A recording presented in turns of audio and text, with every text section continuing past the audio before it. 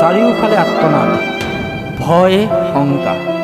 ক'ব নোৱাৰাকৈ এই মানুহবোৰে মনন ফান পাতে, নিজেই ফাঁচিকাঠত ওলমি জীয়াই জীয়াই মৰে। অথচ তেওঁলোকে নিজেই ক'ব নোৱাৰে।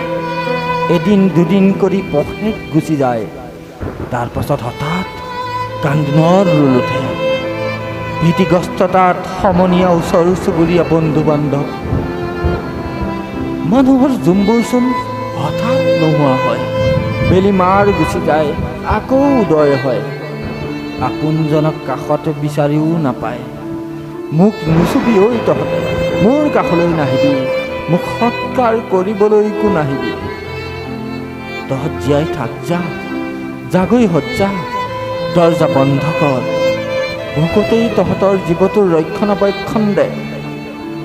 মোৰ ডিঙিত আজি কিহবাই পিন্ধিছে, তেজৰ গতিবে ক্ষিপ্ৰ গতিৰে বাঢ়িছে।